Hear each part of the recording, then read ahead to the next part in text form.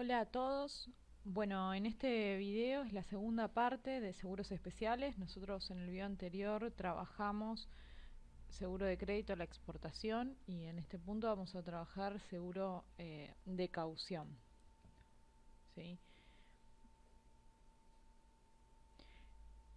Dentro de la agenda de la clase que vamos a trabajar hoy es algunos conceptos generales, ¿sí?, de seguro de caución, como definición de qué se entiende por ello, quiénes son los participantes en el seguro de caución, cuáles son esas características distintivas y por último cómo podemos ver el seguro de caución en el comercio exterior, ¿sí?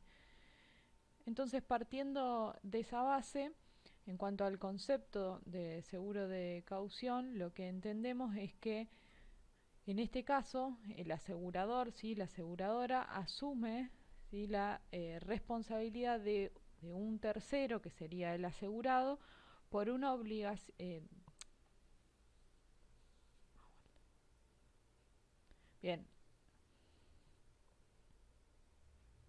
entonces en términos del concepto de seguros de caución, entendemos que en este caso el asegurado, ¿sí?, va a asumir la responsabilidad de un tercero, que nosotros lo vamos a llamar tomador, que va a ser quien contrata el seguro, por una responsabilidad que tiene, una obligación de hacer algo o de dar algo, ¿sí?, en tiempo y forma, ¿sí?, en unos plazos acordados.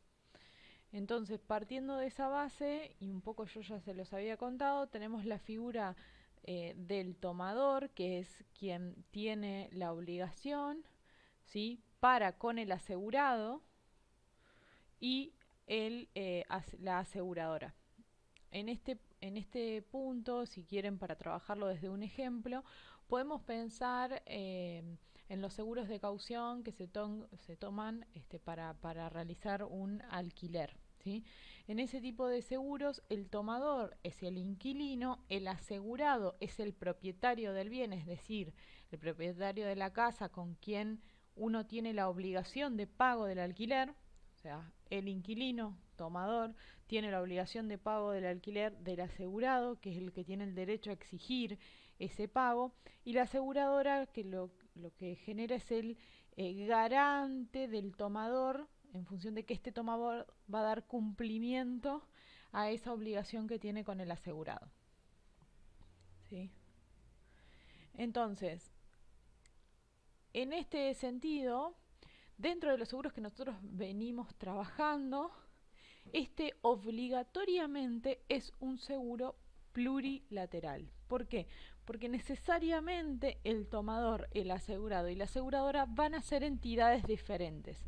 Si ustedes analizan lo que nosotros trabajamos con seguro de crédito a la exportación o con seguro de transporte, nosotros decíamos, bueno, el tomador y el asegurado pueden diferir porque yo puedo tener una empresa que lo gestione por mí y demás. Bueno, en este caso, como el asegurado y el tomador siempre van a tener que ser diferentes, porque el tomador es quien tiene la obligación y el asegurado es quien la puede exigir, entonces vamos a estar hablando de un tipo de contrato de póliza plurilateral. Por otro lado, este es un contrato accesorio, es decir, eh, tiene que existir un contrato principal en el que figure, ¿sí?, la obligación. No sé, acá yo les puse, bueno, existe la necesidad de, después lo vamos a ver en aduana, de liquidar, la obligatoriedad de liquidar, y entonces como tenemos la obligatoriedad de liquidar, de pagar o de garantizar, el seguro de caución nos va a servir a nosotros como garantía. Pero si no existe esa primera obligación que emana de un contrato o de un acuerdo entre partes, no podría existir el seguro de caución. Y el ejemplo lo tienen con lo que veníamos trabajando recién del contrato de alquiler. Existe el contrato de alquiler, como existe el contrato de alquiler, existe el seguro de caución. El seguro de caución es accesorio al principal, y el principal es el contrato de alquiler. Por otro lado, es irrevocable. ¿Qué quiere decir? Que una vez que se da inicio no se puede volver atrás. Es decir, supongamos que la aseguradora en este contrato de alquiler firmó una póliza por, digamos, un acuerdo de póliza por 2 años, de garantía por 2 años. No puede la aseguradora dar marcha atrás, es decir, bueno, no, dejo de eh, asegurar a ese tomador, ¿sí? De salir de garante de ese tomador, no lo hago más. Bueno, eso no se puede. Entonces, por eso decimos que es irrevocable, porque avanzamos en eso y el contrato se extingue cuando ¿qué? Cuando se extingue el principal. Una vez que el contrato principal se extingue el contrato accesorio, que es el seguro de caución. No al revés, no se puede extinguir primero el accesorio y después el principal, ¿sí? Bueno, ¿para qué usamos el seguro de caución en el comercio exterior? Bien, el primer uso que le damos es bastante básico, que si nosotros queremos em, tener un depósito y que dicho depósito sea un depósito fiscal, ¿sí? Que sean los fiscales como los que tenemos en retiro, por ejemplo, tenemos que generar una garantía, y esa garantía se puede presentar de distintas maneras. Digo, se puede presentar no solamente con seguro de caución, sino puede ser incluso garantías en efectivo, títulos públicos. Bueno, hay varias formas, pero lo que nosotros acá nos vamos a meter de lleno es en esta idea de hacerlo con seguro de caución. Entonces, si nosotros queremos habilitar un depósito aduanero, o como comúnmente lo llamamos, un depósito fiscal, lo que vamos a hacer es la aduana nos va a indicar, la DGA, cuál es el monto por el que tenemos que abrir, ¿sí?, ese seguro de caución. No es un monto que se estipule de antemano, sino que es una vez que nosotros informamos el lugar donde va a estar, las operaciones que vamos a realizar, ahí la aduana nos va a indicar cuál va a ser el monto de ese seguro, ¿sí?, de caución. Básicamente, ¿por qué? Porque una vez que esta mercadería se encuentra dentro del depósito fiscal, recordemos que ya va a estar a cargo del servicio aduanero, ¿sí? Se van a producir, por ejemplo, consolidaciones. Entonces, esa mercadería tiene una vigilancia especial. Digamos, no cualquier persona puede ingresar a un depósito aduanero, por ejemplo, ¿sí? Por eso es tan importante para la aduana que quien constituya un depósito fiscal tenga ese seguro de caución, porque se tiene que hacer cargo de las mercaderías que tiene ahí, ¿sí?, del valor de esas mercaderías que están en ese depósito. Bien, otra cuestión es, un poco adelantándonos, la inscripción como importador-exportador. Lo que se nos exige a quienes quieran inscribir es demostrar solvencia. ¿Qué quiere decir demostrar solvencia? Bueno, que si vos tenés operaciones históricas, vas a tener que presentar tus estados de resultados, ¿sí?, notificar cuál es tu solvencia para que te den el alta como importador o exportador. Pero si por el contrario sos una empresa que acaba de nacer y nacés con la idea de ser importador o exportador, ¿sí?, vas a tener que, como no tenés estados de resultados anteriores, ejercicios anteriores, vas a tener que constituir una garantía que quedó un poco desactualizada, son 30.000 pesos, ¿sí? O darlos en garantía en efectivo, otra vez, o títulos públicos. Bueno, hay un montón de posibilidades, pero la que dentro de, vuelvo a esta idea de la unidad, nosotros lo que trabajamos es que se puede hacer con seguro de caución, ¿sí? Se puede caucionar esos 30.000 hasta que puedas demostrar, ¿sí?, más adelante tu solvencia, y entonces disolves esa garantía y lo que haces es presentar ya tus nuevos estados de resultados, ¿sí? Bien.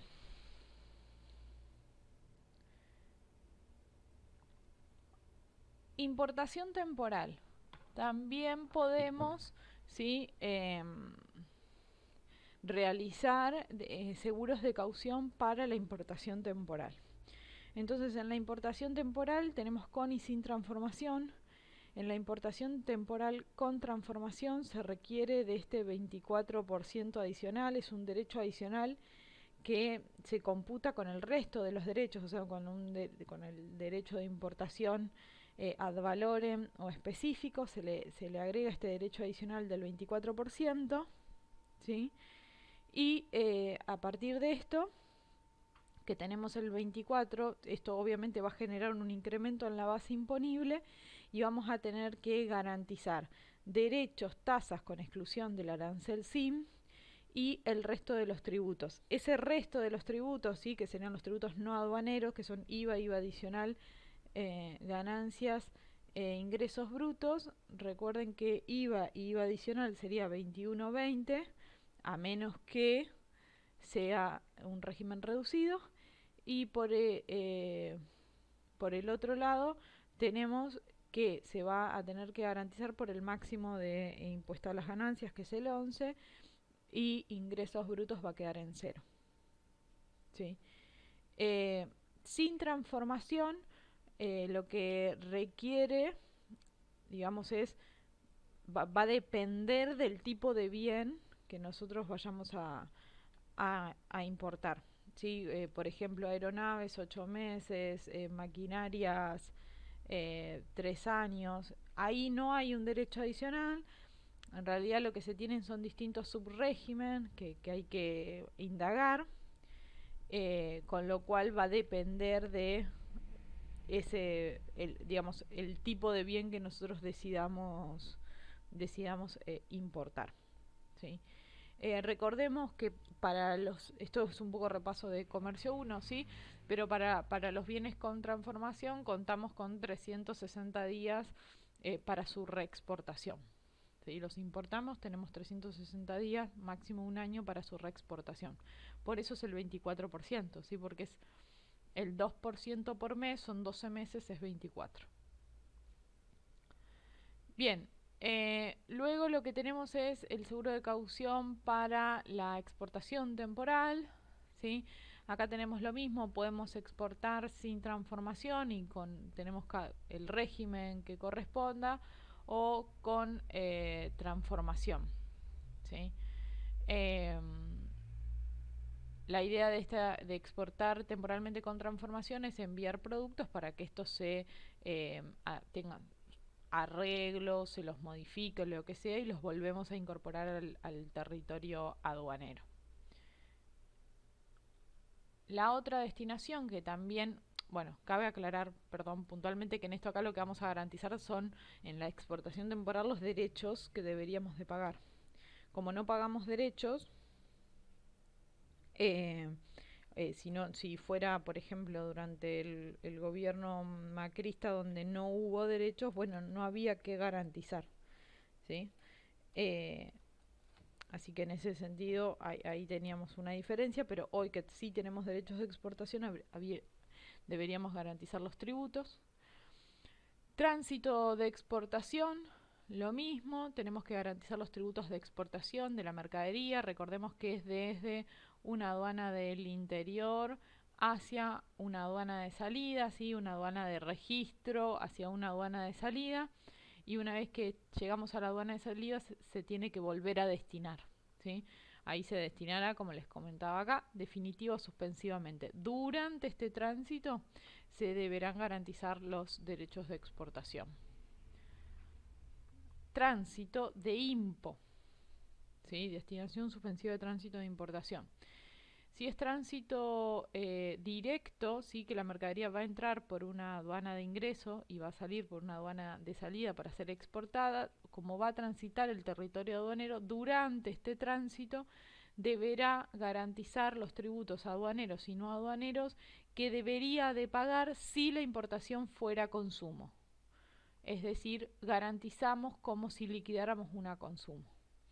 Y el tránsito hacia el interior, tenemos una aduana de ingreso y una aduana del interior. Lo que vamos a hacer es, una vez que acá, bueno, este es el ejemplo de Buenos Aires, pero digo, por cualquier puerto, aeropuerto, lo que fuere, o paso fronterizo, una vez que ingresamos por nuestra aduana de ingreso, realizamos el seguro de caución por todos los tributos, como si la operación fuera una operación a consumo, y una vez que llegamos hasta la aduana del interior, ahí corresponde realizar la nueva destinación, ¿sí? En estos casos, digo, no hay multa, en ninguno de los casos que nosotros venimos trabajando existe una multa, simplemente garantizamos tributos aduaneros y no aduaneros, ¿sí? No hay cambios de tasa, vuelvo e insisto con esto, liquidamos como si fuera una operación a consumo, ¿sí? Bien, diferencias de derechos de importación, y exportación. Acá podemos recaer, bueno, hay varias razones por las que podemos llegar hasta este lugar. Una de ellas es la declaración inexacta, también tenemos la supeditación, ¿sí? Son diferentes. Lo que nos permiten a nosotros es, en el caso de que yo indique que la posición arancelaria es una y que eh, el servicio aduanero indique que es una diferente, entonces lo que va a ocurrir es que eh, se nos va a permitir retirar la mercadería garantizando la diferencia de tributos. En el caso de una declaración inexacta, se va a garantizar, además de la diferencia de tributos, el valor en aduana de la mercadería, ¿sí? Todo eso va a conformar la suma asegurada del seguro de caución. Bien, tienen para ampliar un poco, para seguir como indagando sobre esto en el material que tienen subido de teoría, ¿sí? Bueno, otras cosas que nos pueden suceder. Otra razón por la que podemos nosotros emitir un seguro de caución es por la falta de documentación. Dentro de ellos tenemos la falta de documento de transporte, que en ese caso tenemos que garantizar el 100% del valor en aduana más la multa automática equivalente al 1% de dicho valor en aduana. En el caso de la falta del certificado de origen, y si dicho certificado de origen es preferencial, es decir, acredita una preferencia arancelaria, es decir, la disminución de los tributos, entonces lo que se va a hacer es, el servicio aduanero permite que vos liquides y pagues en función de digamos, la preferencia existente, como si ese certificado de origen se hubiese presentado, y te va a permitir, y para poder liberar la mercadería te va a indicar que realices un seguro de caución con la diferencia. Bueno, ¿la diferencia entre qué? Bueno, entre lo que vos pagaste, que es la preferencia aplicada, y los tributos que deberías de pagar si dicho certificado no existiera, es decir, si no existiera esa preferencia arancelaria. Con lo cual eso te cambiarían los tributos, en algunos casos te cambia la tasa de estadística y como correlato el resto de los tributos no aduaneros. Garantizarías dicha diferencia más la multa automática de un 1% sobre el valor en aduana. En cuanto a la falta de certificado de origen no preferencial, dependerá de la razón por la que dicho certificado de origen no preferencial se solicite. Si es una cuestión meramente estadística, ¿sí? A efectos estadísticos corresponderá digamos, para no lo presentaste, tendrás que garantizar un 1% del valor en la aduana y tendrás que luego acercar el certificado.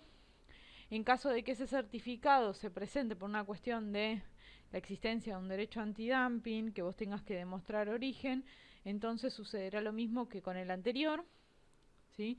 Se procederá a la diferencia, a trabajar con dumping con la diferencia, sin la diferencia, y en ese caso, ante la no presentación de ese certificado de origen no preferencial, bueno, corresponderá que liquides y pagues el derecho de dumping, que tiene como correlato que al incluirte un derecho antidumping mueve la base imponible, mueve el resto de los tributos no aduaneros. También podemos utilizar, no está dentro de esta cuestión, pero sí, cuando existe una medida de dumping y esa medida es provisional, por ejemplo, se va a solicitar garantizar el derecho antidumping y todo su dumping o compensatorios, pasa que ya no se usan mucho los compensatorios, pero se va a realizar todo un ajuste, ¿sí?, de lo que sería, si ese dumping que hoy es provisional luego se vuelve una medida definitiva, entonces para poder ingresar la mercadería te van a pedir que calcules con ese dumping incluido ahí dentro de los tributos aduaneros. Lógicamente vos vas a pagar como si no estuviera el dumping, pero vas a tener que garantizar como si ese dumping estuviera con las diferencias que eso ocasionara, ¿sí? Pero en este caso no es por una falta de un certificado de origen no preferencial, sino que es por una cuestión de que la medida de dumping se encuentra en proceso y como tal se puede el servicio aduanero establecer una medida provisional, ¿sí? Bien, estas son como un poco las particularidades a fin de repasar.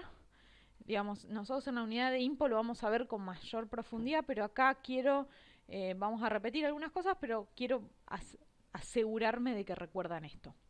Lo primero es que la base de cálculo, por ahora, para nosotros en esta unidad, más adelante veremos cómo esto muta, ¿sí? Por ahora la base de cálculo es CIFO-SIP. Ustedes tienen que llegar al valor CIFO-SIP de la mercadería y a partir de ahí podrán calcular los tributos aduaneros, ¿sí? Bien, además, los tributos aduaneros tenemos dos grandes, si quieren, grupos: los derechos de importación, ¿sí?, que son los que yo les mencioné a lo largo un poco de esta clase sin explicarlos demasiado, que pueden ser derechos ad valorem, que en este caso son derechos porcentuales, y derechos de importación específicos. Estos derechos ad valorem pueden ser derechos de importación extrazona, y extrazona significa que estamos fuera de nuestra unión aduanera, fuera del Mercosur, o DII, derechos de importación intrazona, estamos dentro de lo que sería el bloque económico. Además, aplica, como nosotros estamos dentro de una unión aduanera, van a encontrar en las distintas liquidaciones el arancel externo común. El arancel externo común, el AEC, ¿sí? En la mayoría de las posiciones arancelarias coincide el AEC con el derecho de impo extrazona. Sin embargo, cabe aclarar que dentro del acuerdo existente con Mercosur existen posiciones en las que difiere, y cuando difiere, es decir, cuando el derecho de impo es distinto al arancel externo común, corresponde aplicar el derecho de impo, ¿sí? Porque son esas excepciones que tenemos permitidas. Por otro lado, acá yo les muestro al ADI, pero digo, tenemos otros, hay más esquemas de preferencias. Recuerden que a este derecho de importación ad valorem o al arancel externo común le podemos aplicar preferencias arancelarias, y que el cálculo de esas preferencias arancelarias en definitiva es el derecho sin preferencia por 1 menos la preferencia. El resultado de eso es el derecho con preferencia, que es el aplicable. Estoy yendo un poco rápido porque simplemente es un repaso de comercio 1. Nosotros vamos a tener después nuestro espacio para profundizar, ¿sí? Bien, la tasa de estadística. La tasa de estadística, sí, tenemos que, en este caso, grabamos la importación de mercaderías, ¿sí? Va a ser del 3%. Los máximos aplicables van a estar aquí incluidos. Menor a $10.000, el máximo es 180. De ahí en adelante, ¿sí?, entre 10.000 y 100.000, entre 100.000 y 1.000.000, etcétera, etcétera. A partir de ahí ya tenemos, digamos, estos máximos, estos tres máximos, ustedes dos en realidad que ven acá, no son máximos, porque si hacen la cuenta de 100.000 por 3% le da 3.000, con lo cual lo mismo, 1.000.000 por 3% le da 30.000. Este máximo sí, es aplicable, igual es una infinidad, ¿no? Imagínense pagando de tasa de estadística 150.000, pero bueno, existe.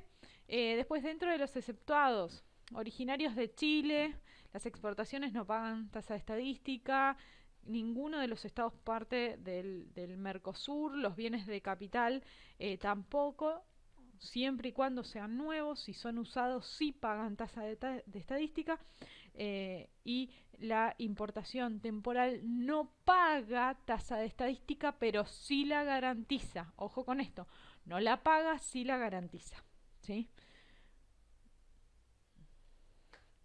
Bueno, repasando un poquito tributos, entonces como habían trabajado en Comercio 1, dentro de los no aduaneros tenemos el IVA. El IVA es el único impuesto que se va a cobrar, el resto son anticipos. El IVA puede ser del 21, del 10,5 o del 0. Del 21 es el régimen general, aplicable a todas las mercaderías. Existen ciertas mercaderías como los bienes de capital que acceden a un régimen reducido, y después tenemos el régimen exento, como pueden ser los libros, por ejemplo. Todo el material libro, diarios, todo eso es exento del pago de IVA. Bien, en cuanto al IVA adicional, ¿sí? En este caso, como dijimos, es un anticipo, no es el impuesto en sí mismo. En ese sentido, la aduana se presenta como agente de percepción, ¿sí? El IVA adicional, cuando el IVA sea del 21 va a ser del 20, y cuando el IVA sea del 10,5 va a ser del 10, y cuando el IVA sea de 0, sí, será de 0 el IVA adicional si corresponde. Por otro lado, toda vez que la importación sea para consumo personal del importador, no se va a aplicar, y toda vez que sea para la importación de bienes que se utilicen como bienes de uso, tampoco corresponde el pago, ¿sí? Será 0 la tasa. En cuanto al impuesto a las ganancias, el monto a aplicar para la comercialización de bienes en general es del 6%. Nuevamente, no es el impuesto en sí, un anticipo, por eso la aduana se presenta como agente de percepción. Además de eso, tenemos que para uso o consumo personal es el 11%. Cuando nosotros decidamos garantizar, ¿sí? Cuando hagamos una impo temporal, vamos por la alícuota mayor, que es 11%. ¿Sí? Si no, para lo que sería el régimen general es 6%. Por otro lado, cabe destacar que no se aplica cuando la mercadería es un bien de uso, ¿sí? En ese caso no corresponde aplicar. Por último, los ingresos brutos. Los ingresos brutos son un tributo provincial. Cada provincia define su alícuota. También es un anticipo de impuestos, por eso la aduana es agente de percepción. Cuando el bien es un bien de uso, no se paga. La alícuota general es 2,5.